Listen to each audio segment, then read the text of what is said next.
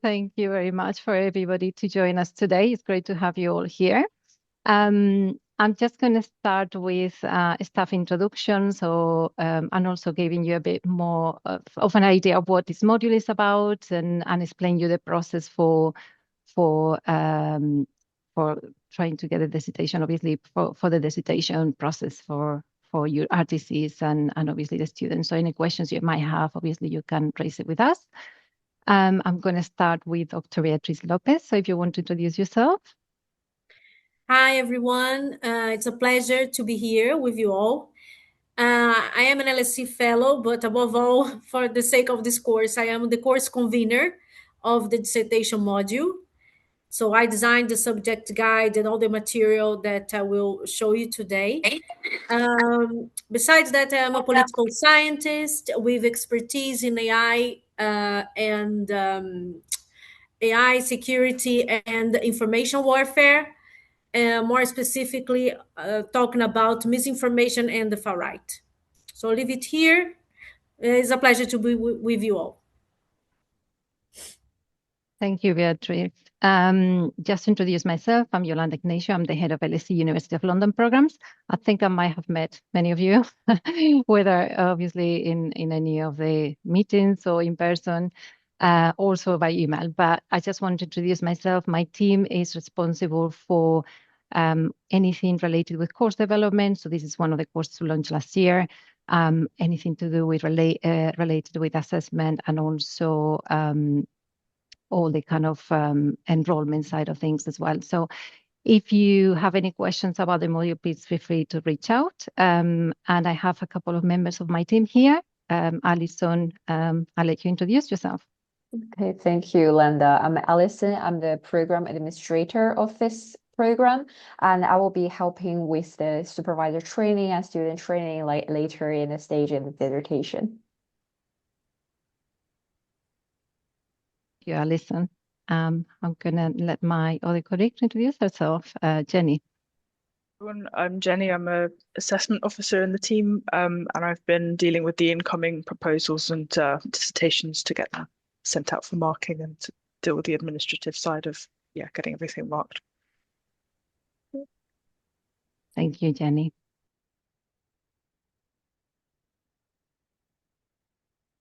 And then today we will start from the overview of the dissertation course, and then Yolanda will introduce you with the rationale of the module and also the intro requirements. Like for example, like students who would like to choose this course, like what requirements they need to meet. And then I will introduce the process and the key days on the dissertation process, and also the roles and responsibilities of students, RTCs, and supervisor and LSE. And then Beatrice will introduce you with the syllabus, employability skills, and the expression of interest. And then in the end, if you have any question, please feel free to ask us, and we will be helping you.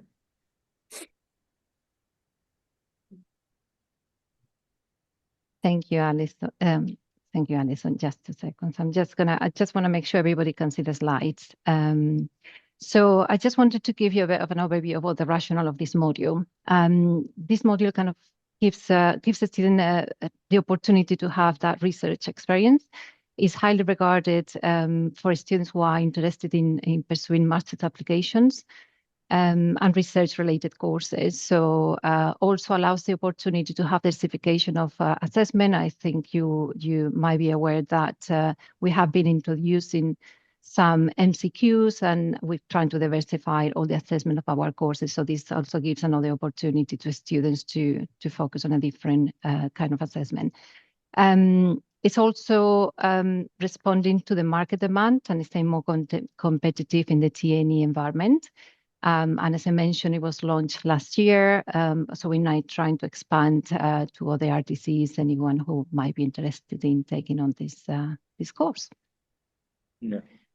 I wanted to give a bit of an overview of what is the entry requirements for this module. So the module is available to a standard entry route. So students must be studying at a recognized teaching center or locally taught route. And it must be on a BSc program that allows a dissertation to be taken on the program structure. And I will go into a bit more detail in a bit.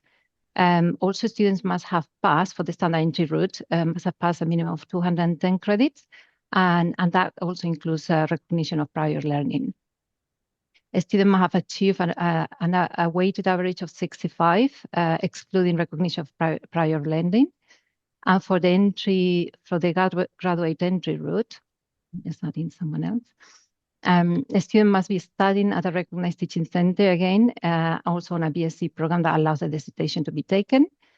For the graduate entry route, the pass minimum requirement is 120 credits, and that might include 30 credits of recognition of prior learning, but which is excluded from the weighted average. So students must also have achieved a weighted average of 65. So these are the key entry requirements for this module. By the end, at the end of the presentation, feel free, we have a Q&A. So if you have any questions, feel free to hold on, and then we can go through all the questions from everybody. So in terms of the process, Alison, would you like to go through this bit? Yeah, sure. So the first step of this dissertation module is the registration. So student register for the module will be assigned with a supervisor from their RTC. So RTC will promote their own supervisor, and then the supervisor will complete a training with the Eden Center, and this will take place around September and October. And then the second is draft the proposal and discuss it with the supervisor. So students who register for the module need to write a proposal based on the topic aligned with their degree of study related to the 200 or 300 level courses that they have already studied and succeed in this module. And then the students will discuss their proposal with their supervisors. And then once this has been discussed, the students will submit their proposal and ethics review form if applicable. And then once the submission allocation step, the chief examiner allocates the submission to the relevant marking teams based on the topic of the dissertation. And in the end, so the first examiner will review the proposal and provide approval. If the topic is not approved, constructive comments will be provided to the student and they will need to resubmit this.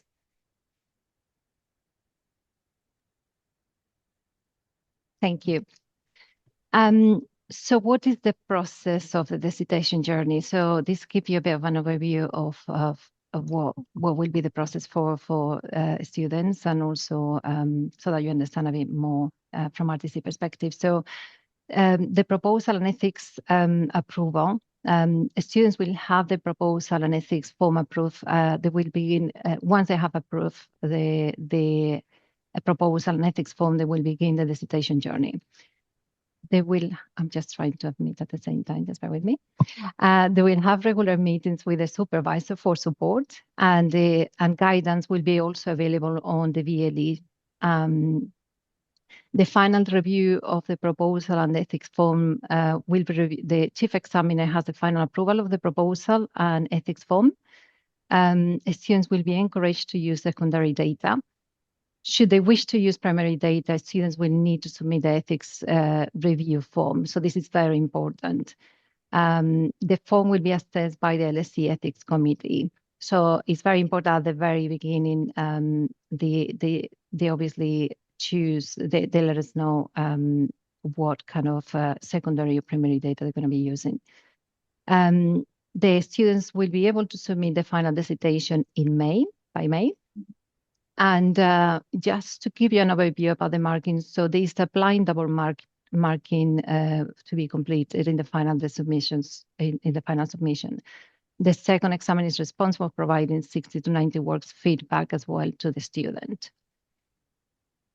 I'm just going to go through the process as well to continue with the process. So students who resubmit the proposal and ethics form will have one opportunity. If the resubmission is still not approved, the first examiner will provide the relevant topic for them to complete the dissertation on. And we can go, if you have any more questions, we can go into more detail in a bit. I think, Alison, would you like to go through the key dates with us? Yeah. Thank you. So for the key days in this year, 1st of September, student must satisfy the eligibility criteria. And then in September, so the UL module registration is open. So students who are eligible for this course registration can register via the UL. And then 1st of October, at the latest, institution locally match a student with supervisor based on their topic of interest. And then the institution need to send us the parent list of students and supervisor to ULib. And this is available on the VLE Staff Hub now. And then November, submission of dissertation proposal and ethics will be due via visual learning environment. And the submission of the proposal form and ethics are also available on the VLE for students at that time. And then December, students and supervisor will receive the outcome of the proposal and ethics review. So if they're approved, and they can then proceed with their dissertation writing. And then January, if the initial proposal is not approved, resubmission of dissertation proposal and ethics form will be due via VLE if required. And then February, if the initial proposal is not approved, students and supervisor will receive the resubmission outcome of the second proposal and ethics review. And then the 1st of May will be the due date of the final dissertation submission. And in August, the module results will be released.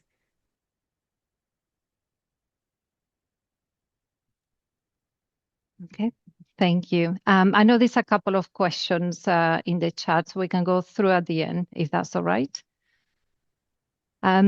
So what is the dissertation module? So it is a 30 credit module that will be offered as one optional module in the final year as a 300 level course, usually at points 11 and 12 of the program structure. It will be offered to all EMFS's BSc programs, with the exception of BSc Economics and Management, BSc Business and Management, the current BSc Management in Digital Innovation, and the revised BSc Management with Digital Technologies on the standard entry route. It will be also available on the graduate entry route, where the program structure allows 300 level optionality. The final dissertation submission will be about 8,000 to 10,000 words in length. There will be an allowance of 10% plus or minus of the wording. And it will be due in May to coincide with the EMFS's exam entry. Submission will be through the EMFS's virtual learning environment with Turnitin enabled. So that's very important.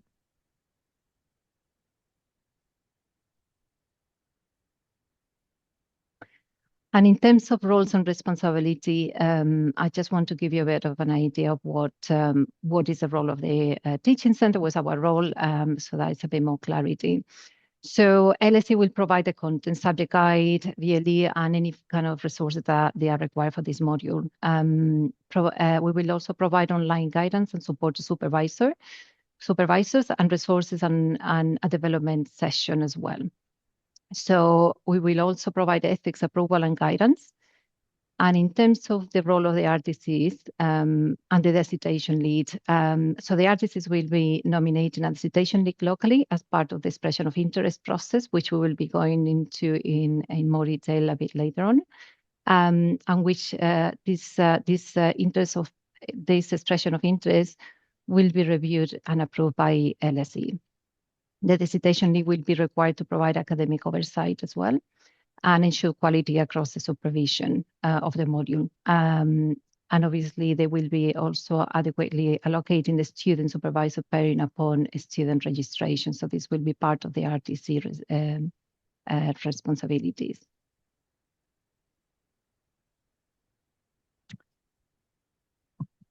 In terms of what are the role and responsibilities of the student and supervisor, so the student will be maintaining regular contact with the supervisors. They need to prepare adequately for meetings with supervisors in advance. They must meet the agreed deadlines for the planning and submission of the work. They must make supervisors aware of any specific needs or any circumstances likely to affect the work. They will also have to follow the supervisor's guidance, especially when it comes to ethical institutional procedures. And obviously, this code of conduct to be respectful toward the supervisor, and obviously they will be ultimately accepting responsibility for their own research activity. In terms of the supervisor, they will be maintaining regular contact with the student. They need to keep a record of supervision meetings. They must guide the students in selecting, applying appropriate resources and methodologies. They will provide guidance on ethical and institutional procedures, review the dissertation drafts, and provide constructive feedback. They will help the students build confidence in the abilities and encourage independent thinking and problem solving. They protect the student well-being and also listen to students' concern and empathy as well, with empathy.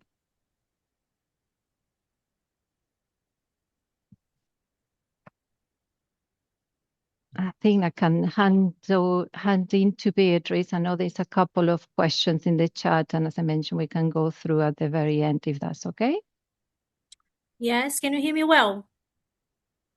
Yeah? Okay, so I designed the subject guide that will assist students and also a guide to support the supervisors. Just coming back, can we just coming back a bit to the slide about the supervisors? Because that is something that I would like to highlight. Yes. So here when we say like maintain regular contact with students, that supervisors will find in this guide also detailed guidance on how to handle these meetings, on the frequency of these meetings. We advise them to have like throughout the years at least minimum 6 meetings, and they will find like detailed guidance on these. And in addition to this guide, we'll also have like this training session with the dissertation leads and also to the supervisors to answer questions and also provide like this additional support. Now going back to the subject guide, can we move? Yeah, okay. So this subject guide, it has like 13 chapters.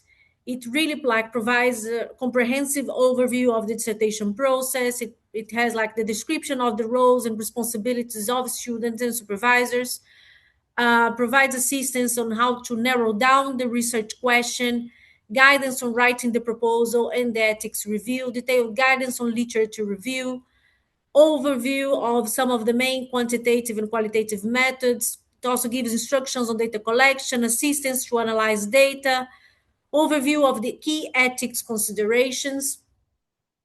It also provides information about the dissertation structure and layout, detailed guidance on how to write all the sections of the dissertation, and also instructions on how to use the dissertation as an instrument to move students' careers forward. So as you can see, I really tried to cover like to anticipate the main questions that students would have during this journey, because as you know, these may be the first experience of students carrying on independent research.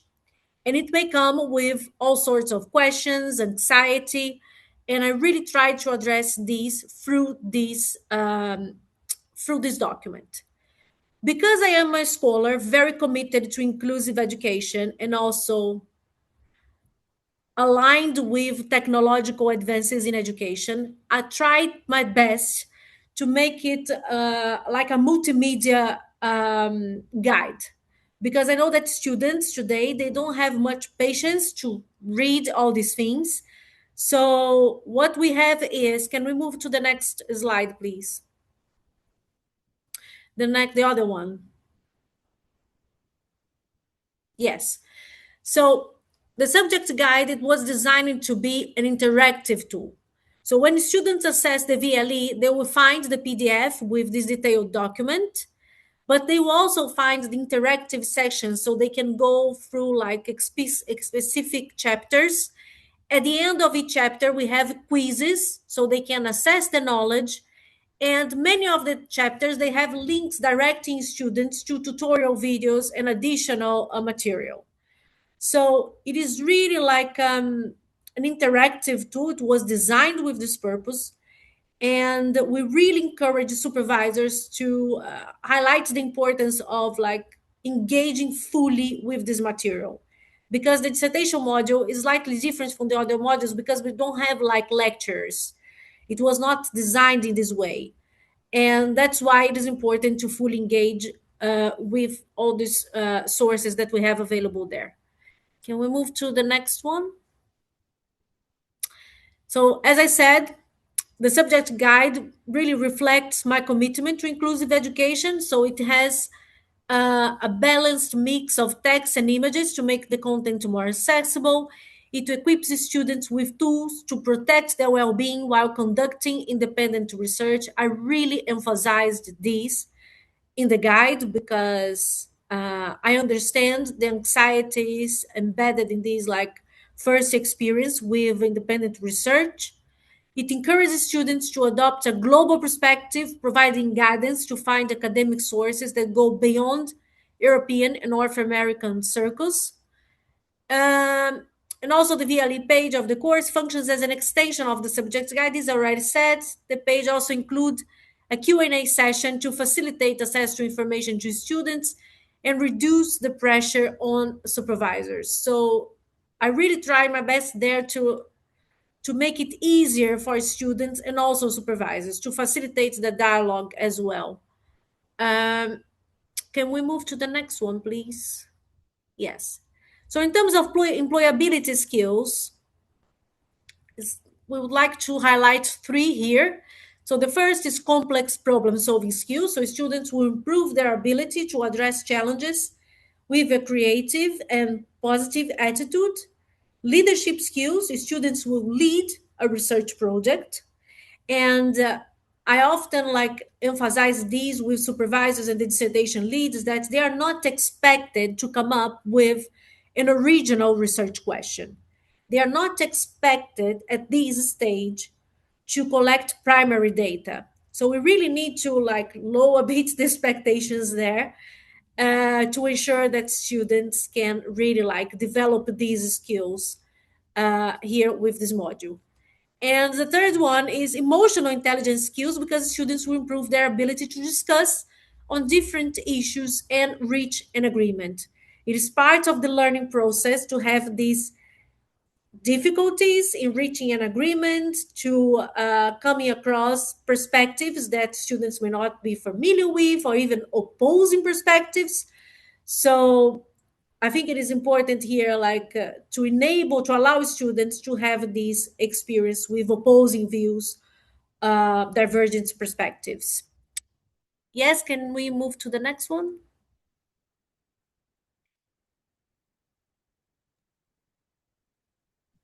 Thank you, Beatrice. I will be taking students through the expression of interest on the process for artists. If you're interested in offering this module, what are the timelines as well? So artists that would like to offer this module must complete an expression of interest, as we discussed earlier.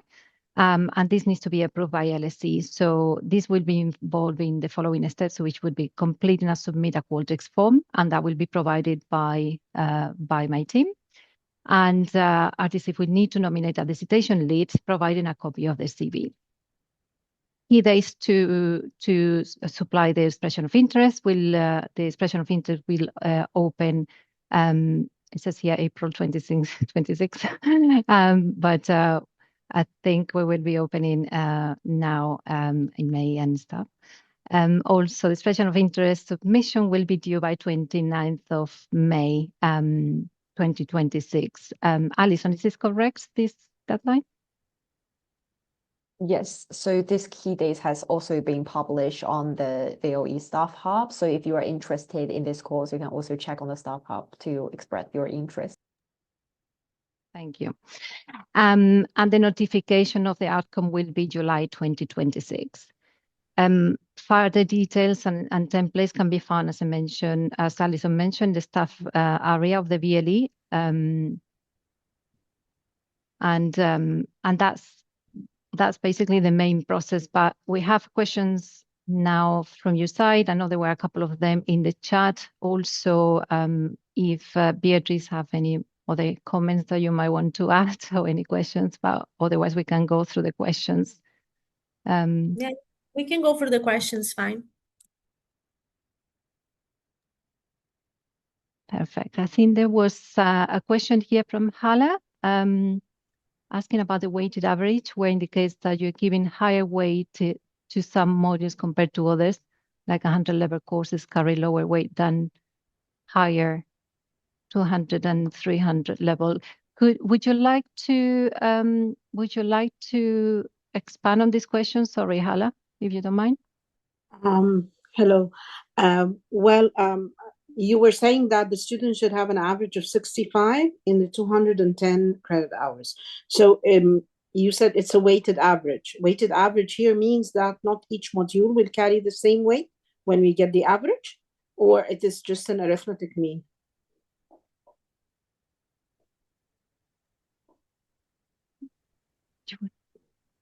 Yeah.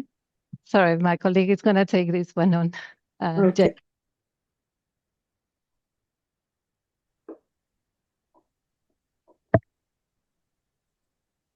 Sorry, can you hear me?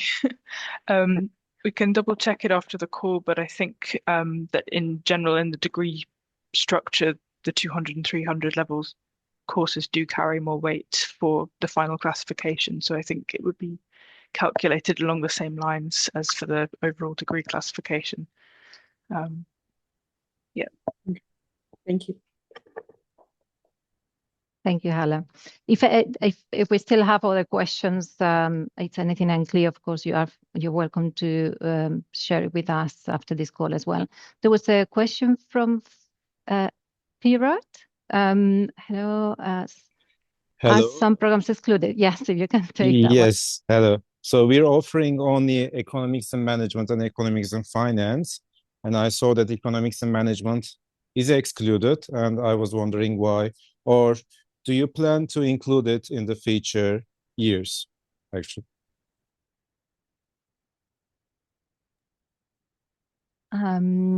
Beatrice, would you like to take this one? No, I'm not sure.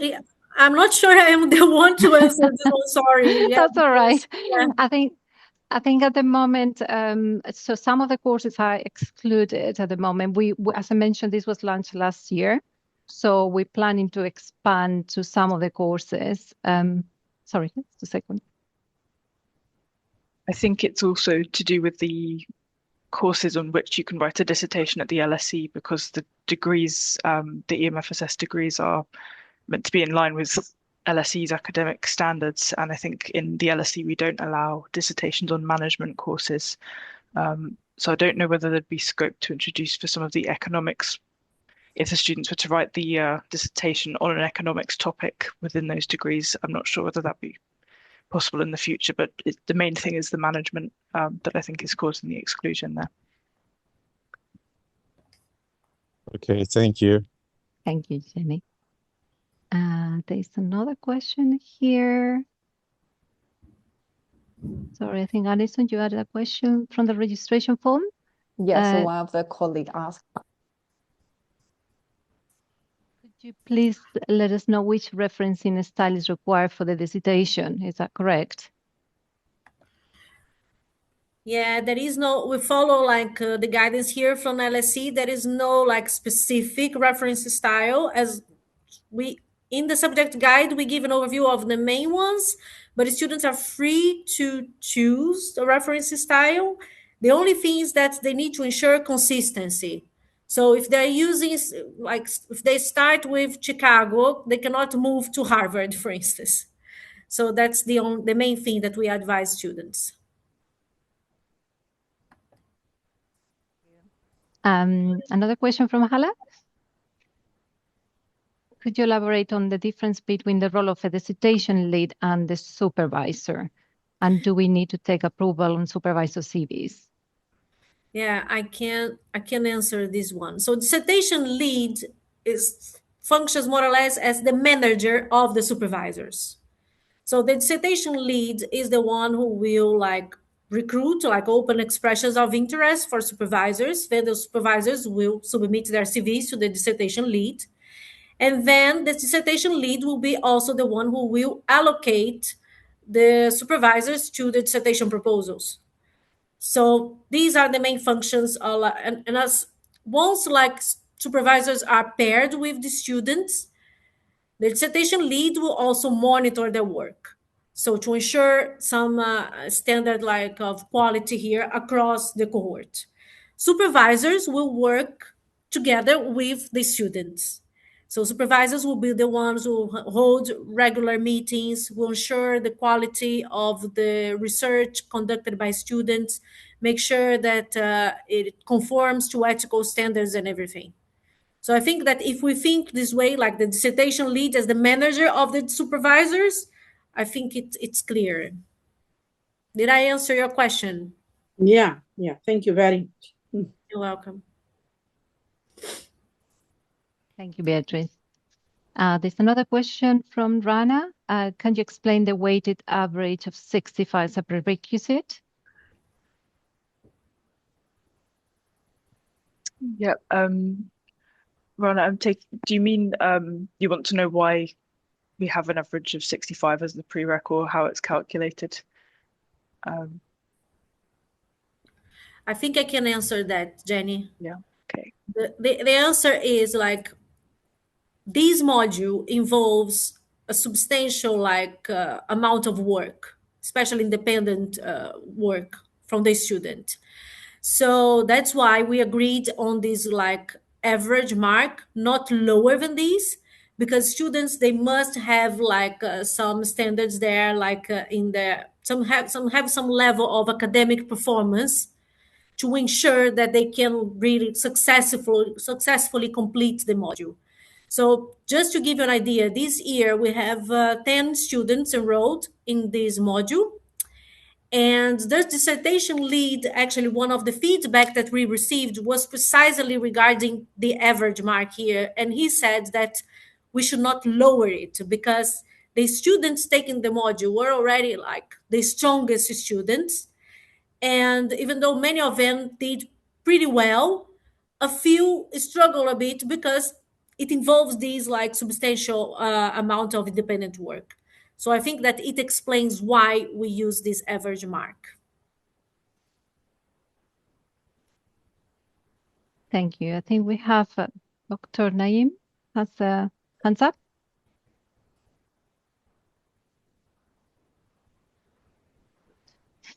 You are muted. We still can't hear you.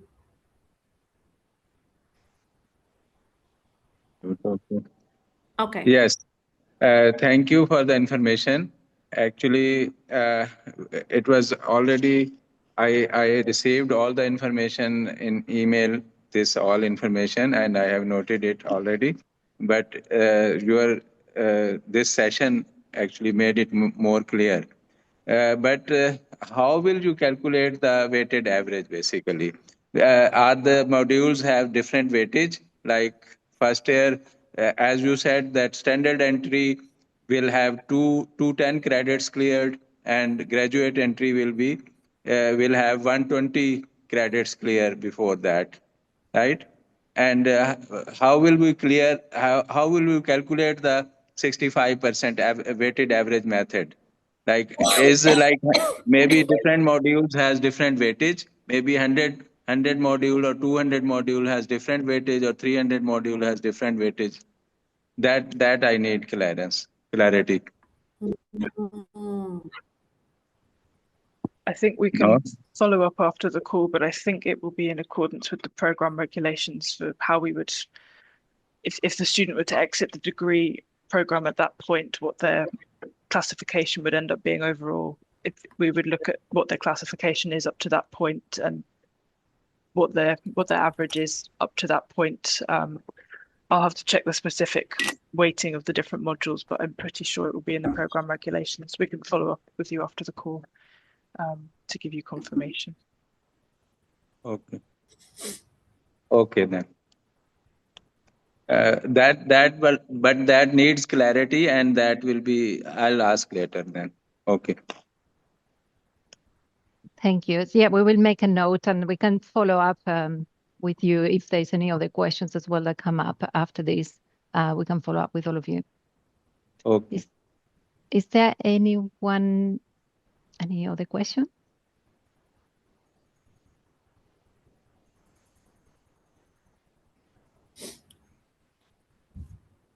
No? I don't think, if there's no other questions, we can, we can terminate this webinar. But of course, if there's any other follow-up questions that come up after this, as I mentioned, some of the questions raised about the 65 prerequisite credits and any kind of prerequisites or anything like that, we can obviously follow up. I think something just came up. Please let me know as well, the 65 calculation. Yeah, we will follow up with everybody with that question. I know that will be clarity for everybody. Thank you. Thank you so much. Thank you. Thanks Bye-bye. everyone for joining us. Thank you. It's great to have you all here. Thank you. Thank you. Bye-bye. Bye. Thank you. Bye-bye. Bye. Bye.